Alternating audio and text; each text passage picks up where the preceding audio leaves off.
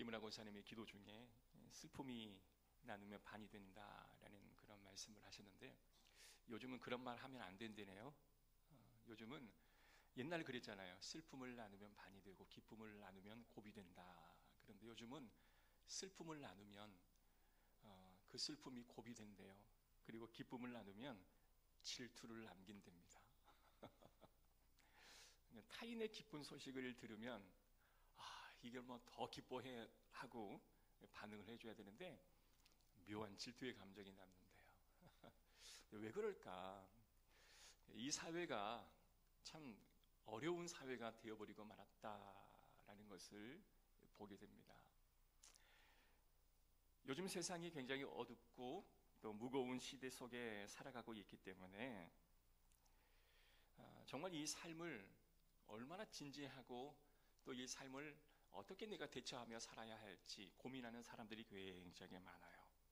그래서 많은 사람들이 이 어려운 세대를 내가 어떻게 살아야 할 것인가를 이렇게 책을 많이 쓰고요, 또 미디어를 통해서 많이 이야기하는 것을 들어보면 대부분 많은 사람들이 이렇게 이야기를 합니다. 너희가 힘든 일이 있으면 그 힘든 일을 앞에 두고 좀 의연하게 대처하라. 마음의 평안이 깨지지 않도록 하기 위해서 그것을 좀 수용하고 받아들이고 마음의 평안을 깨트리지 말아라. 이게 요즘 많은 사람들이 즐겨 어려움을 대처하는 방식으로 채택하는 그런 모습이 아닌가 싶어요. 사실 이러한 적용은 전혀 틀린 말은 아닙니다. 우리가 피할 수 없으면 즐기라 막 그러잖아요. 그래서 아니 그 나이가 들어서 이게 몸이 쇠하고 어려운 것을 이 원망하고 불평만 하고 있으면 어떻게 하겠습니까? 그냥 때로는 의연히 받아들이고, 그래 내가 한평생 살았으니 이렇게 육신이 쇠퇴하는 것도 뭐 그런 것이겠지 뭐 받아들이라 이렇게 말할 수는 있지만, 사실 담담히 받아들이고 우리의 마음의 평온함을 깨뜨리지 않는 것만으로는 이 현실에 우리가 당면한 문제를 다 해결할 수 있는 건 아니라고 생각을 합니다. 시대 사조가 이렇게 흘러가다 보니 신앙의 접근도 굉장히 따라가는 것 같아요.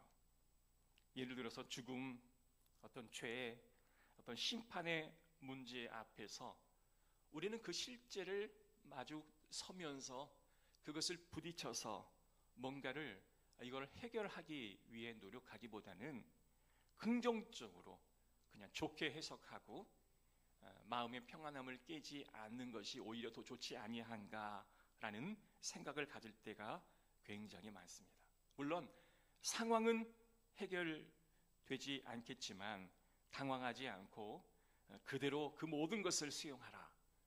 그러니까 평안한 마음의 상태를 너희가 신앙생활을 하는 가운데 결코 잃지 말라. 이게 바로 현대인 신앙생활을 하는 많은 성도들의 마음의 가짐입니다. 자, 이런 적용이 때로는 필요하기도 하겠지만 때로는 아파하는 그 하나님의 마음을 죄를 짓고 범죄하는 우리의 행함에 아파하신 하나님의 그 마음을 우리가 알고 그것을 좀 적극적으로 대처하고 이것을 해결하려고 하는 우리의 몸부림이 사라지고 그냥 대충 덮어버리는 신앙으로 우리의 신앙을 그냥 살아가고 있지 않는가라는 생각을 하게 됩니다. 이것을 우리가 성경에 뭐라고 말하냐면 거짓된 침묵이라고 이야기해요. 때론 진솔하게 하나님 앞에서 나의 죄를 고백하고 나의 이 현 상황을 하나님 앞에 낱낱이 고백하고 그것에 대한 해결함을 받는 것이 아니라 침묵하고 내 마음의 평안이 깨지지 않게 하기 위해서 덮어버리고 그저 지나가 버리는 일들이 굉장히 많이 있다라는 것입니다.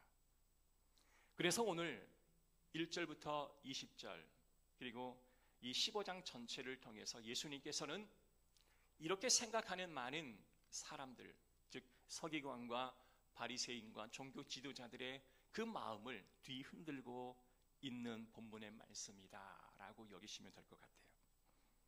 예수님은 율법주의로 빠져버린 바리새인과 서기관들을 비판하십니다.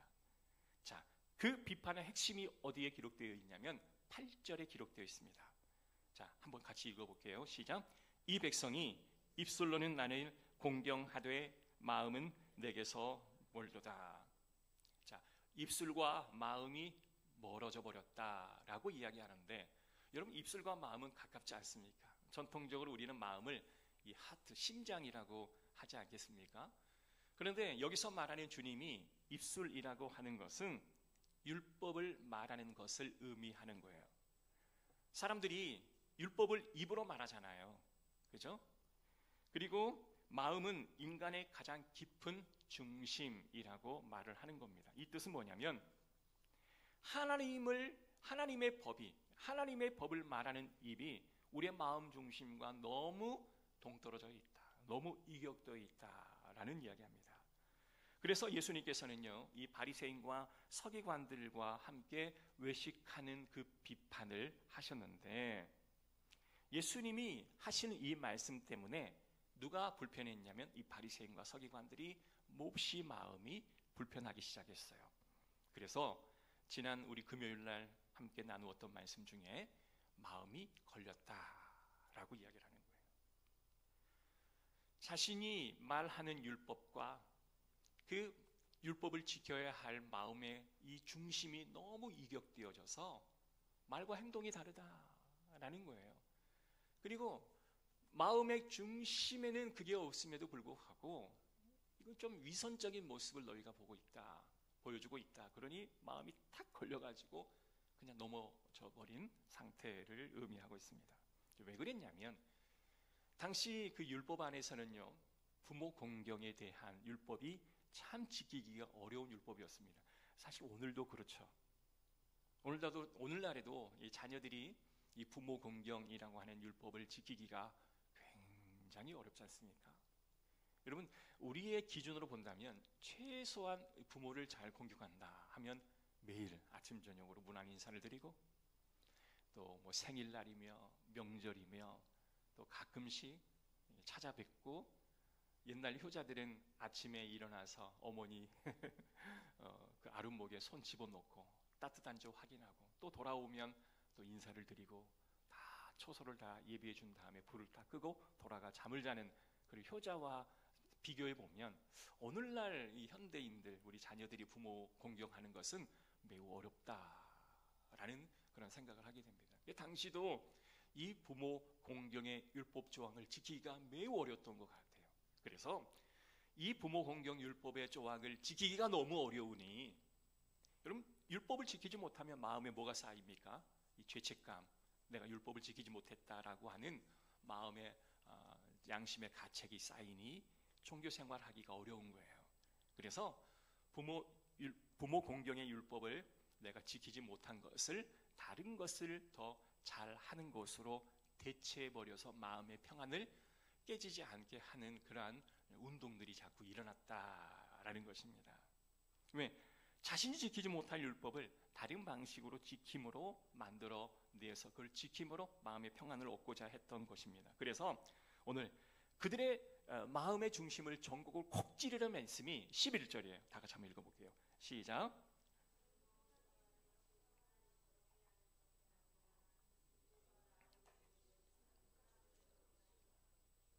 자, 바리새인과 서기관들이 착각한 것이 있었는데, 율법은 자신을 깨끗하게 할 것이라고 하는 착각을 가지고 있었습니다. 그래서 그들은 율법을 자신의 추함을 덮는 도구로 사용하였습니다. 하지만 율법의 원래의 성격은 뭘까요? 율법을 딱 마주하면 우리의 더러움들이 자꾸 발견되어지는 역할을 율법이 하는 겁니다. 여러분, 율법을 자꾸, 하나님 말씀을 자꾸 접하면 우리의 마음속에 감춰져 있던 더러움이 자꾸 일어나잖아요. 자꾸 그걸 건드리면 듣기도 싫고, 때로는 콕 걸려서 넘어지기도 하고, 우리의 더러운 모습을 보게 하고 내 진짜의 모습을 이 율법이 보게 하는 것이 바로 율법의 기능인데, 오히려 율법 앞에 자신의 더러움을 드러내고 치유받고 해야 하는데, 이들은 율법을 어떻게 사용하냐면 나의 더러움을 감추는 역할로 사용하고 있다라는 거예요.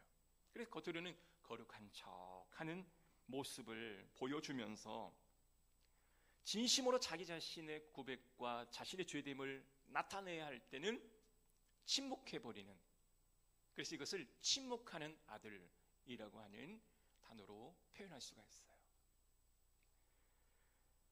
여러분,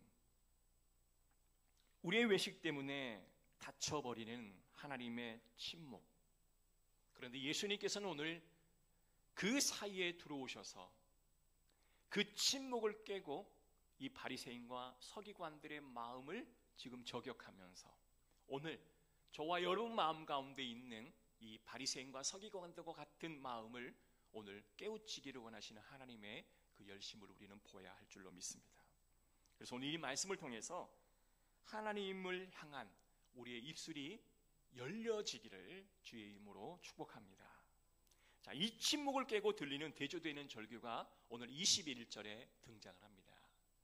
21절 다 같이 한번 읽어볼게요. 예수께서 거기서 나가사 두로와 시돈 지방으로 들어가시니. 자, 이 의미를 살펴보면 분명 시차가 있죠. 앞의 내용과 이 내용은 시차가 있긴 하지만 의미를 지금 살펴보면 이런 왜곡된 시각을 가지고 있는 바리새인과 서기관들과 대조되는 한 인물이 등장하는데 이 주인공이 두로와 시돈 지방에 사는 수로보닉에 사는 가나안 여인이다. 참 복잡한 설명이죠. 이걸 다 정리해 보면 두로는 당시 페니키아인들이 사는 이방인 지역이었는데요. 그냥 다 거두절미하고 한 단어로 말하면 가나안 민족에서 모여 살던 헬라인 한 여인이라고 생각하면 될 것 같아요. 다윗 시대에 보면 당시는 유대인뿐만 아니라 이방인에게도 하나님의 백성으로 돌아오게 하는 법이 있었습니다. 그래서 이 여인은 그 법을 잘 알고 있었던 것 같아요. 그러나 이 여인의 자녀는 귀신이 들린 상태였습니다. 그런데 이 여인은 자녀의 귀신 들린 이 어려운 상태를 그냥 덮어두지 아니하고 예수님께 나와 절규하면서 도움을 요청하고 있습니다. 하지만 예수님께서는 그가 원하는 답을 주지 않고 오히려 주님이 가지고 계셨던 어떤 법 하나를 그에게 알려주십니다. 24절입니다. 시작. 예수께서 대답하여 이르시되 나는 이스라엘 집에 잃어버린 양 외에는 다른 데로 보내심을 받지 아니하였노라 하시니. 자, 나는 잃어버린 이스라엘 백성들을 위해 왔지 너희를 위해 온 게 아니다 라고 이야기하는 거예요. 자, 앞서 말한 것처럼 이 여인은 다윗의 규례를 기억하면서 이방인에게도 구원이 들어올 수 있음을 기억하고 걔 같은 이방인이라고 율법을 이야기하는 예수님에게 주님, 걔도 주인의 상에서 떨어지는 부스러기를 먹을 수 있지 않겠습니까? 저에게도 그 부스러기를 주십시오 라는 식으로 답을 하고 있습니다. 이 상황을 한번 우리가 좀 깊게 묵상을 해봤으면 좋겠어요. 여기에 보면 아까 말했던 것처럼 침묵하는 아들, 이게 누구예요? 바리새인과 서기관과 종교 지도자들이죠. 그런데 여기서 또 하나의 대조된 단어가 짖는 개, 이 짖는 개는 바로 이 여인입니다. 이렇게 한번 예를 한번 들어봅시다. 아침에 엄마가 이제 정성스럽게 식사를 준비했어요. 김치찌개도 끓고 고등어도 굽고 그냥 여러 가지 음식을 잘 준비했습니다. 근데 이 자식은 뭔가 마음에 들지 않아서 그냥 딱 등을 진 채 자기 방에서 밥 안 먹어 라고 딱 버티고 서 있습니다. 아무리 많은 음식을 준비해도 나 밥 안 먹어 그래 버리니 밥을 먹을 수가 없지 않겠습니까? 이제 어렸을 때 자녀가 할 수 있는 최대의 시위는 밥 안 먹어 이러잖아요. 밥 안 먹어가 통하지 않으면 나 집 나갈 거야 막 이런 말도 하죠. 그런데 키우던 강아지는 냄새가 너무 구수하거든요. 그래서 음식을 달라고 밑에서 막 멍멍 지으며 그냥 그 쪼가리라도 내게 달라고 막 외치는 그런 모습을 한번 상상해 보십시오. 이게 꼭 지금 이런 상황인 것 같아요. 하나님께서 베풀어 주신 것들이 너무나 크고 좋은데 이 유대인과 바리새인과 종교 지도자들은 자신이 거룩한 것처럼 여기고 오히려 그것을 누리지 못하는데, 이 이방인 여인에게는 어때요? 개와 같은 존재인데 하나님의 그 은혜의 부스러기라도 받으려고 밑에서 부르짖고 있는 그 모습을 지금 우리는 상상해 볼 수 있다라는 것입니다. 23절, 25절에 반복적으로 소리 질렀습니다. 그는 엎드려 절했습니다. 간절히 매달렸습니다. 그런데 예수님은 그 여인에게 너는 개다라고 말씀하셔요. 여러분, 얼마나 비굴합니까? 여러분, 너는 개다라는 호칭 앞에 그래도 주인의 상에서 떨어진 부스러기를 내가 먹겠습니다, 엎드리고 간절히 매달리는 이 모습이 우리 인간 사회에서는 너무나 비굴한 모습으로 우리는 여겨질 수 있다라는 거예요. 그런데 예수님께서는 이 여인이야말로 입술과 마음의 거리가 너무 가까운 사람이다 라고 규정하면서 28절 이렇게 말합니다. 시작. 이에 예수께서 대답하여 이르시되 여자여 네 믿음이 크도다, 네 소원대로 되리라 하시니라. 여러분, 예수님께서 뭐라고 그래요? 네 믿음이 크도다. 아멘. 여러분, 이와 같은 최고의 찬사를 듣는 저와 여러분 되시기를 주의 이름으로 축복합니다. 네 믿음이 크도다, 네 믿음이 크도다. 얼마나 영광스러운 이야기예요. 여러분, 그렇다면 누가 큰 믿음을 가진 사람이겠습니까?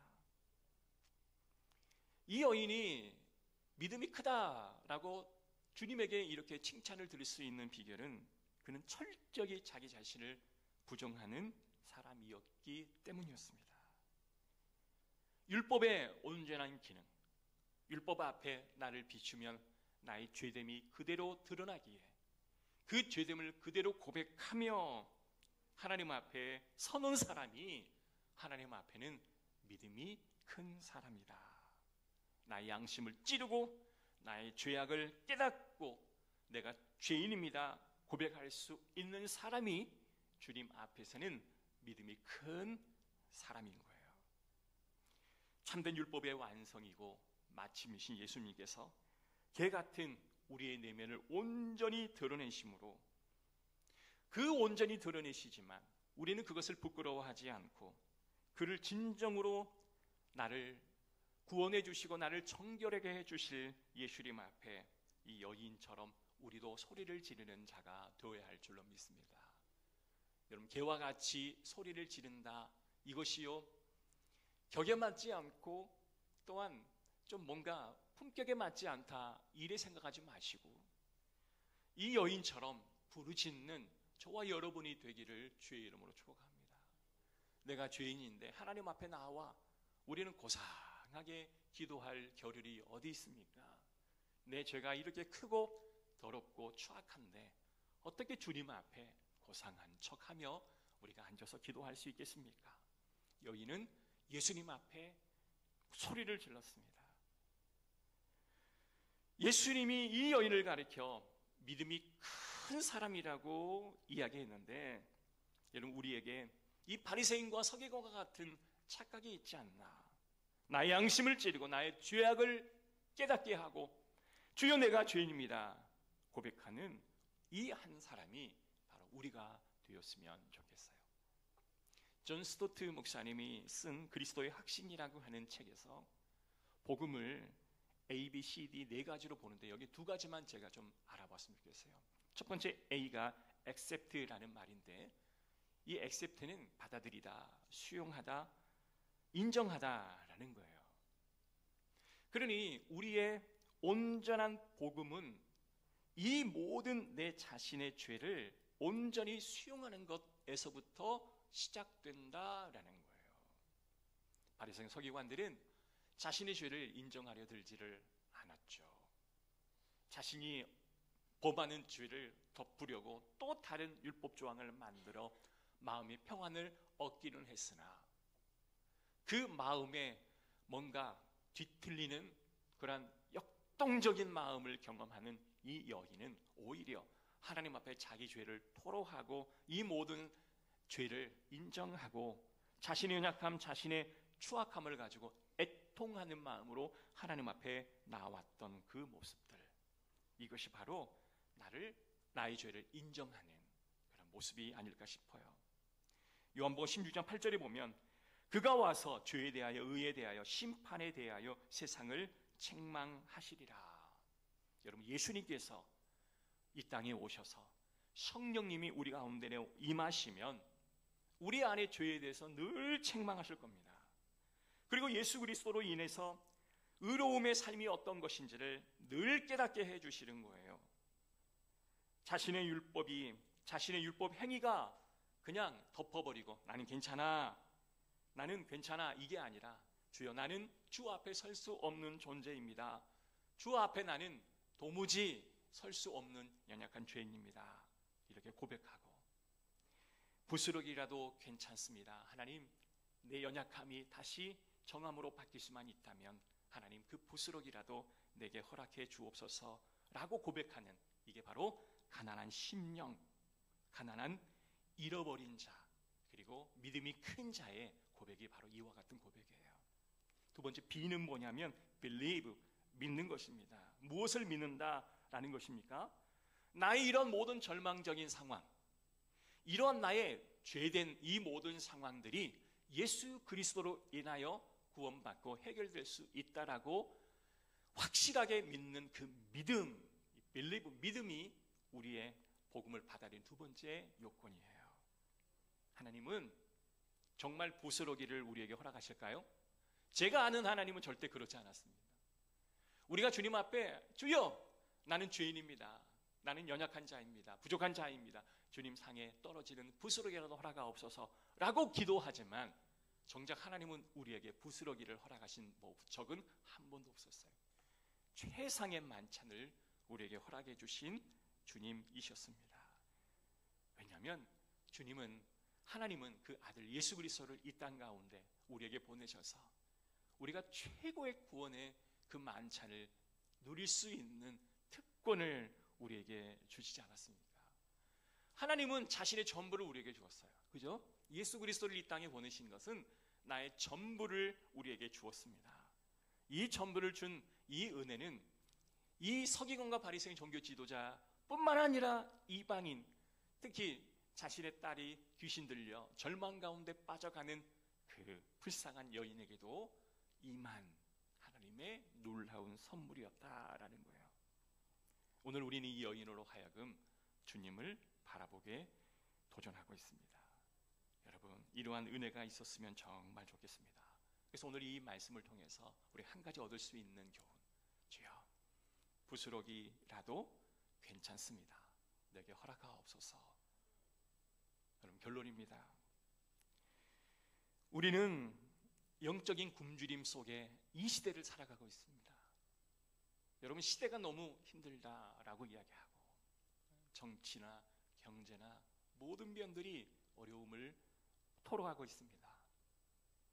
많은 사람들이 행복해요, 너무 좋아요 라는 고백보다는 이 힘듦을 고백하는 경우들이 굉장히 많이 있죠.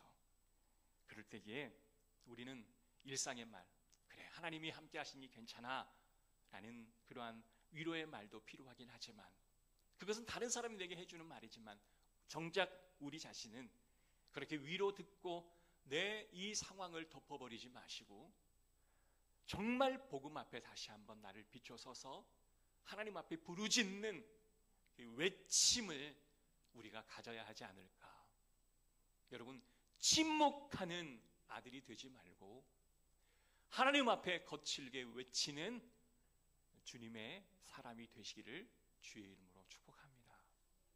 어느샌가 우리는 이 고상해져버린 우리의 신앙이 되어버리고 말았지 않나 싶어요. 여러분, 우리는 어떤 생활을 하고 있는가? 도도해져 버린 우리의 모습이 아닌, 겉으로 보기에는 그럴듯해 보이는 우리의 모습이 아닌, 정말 내면의 영적 허기짐을 감추지 마시고 드러내고 내 입술과 내 마음이 가까워진 상태로 주님 앞에 고백하는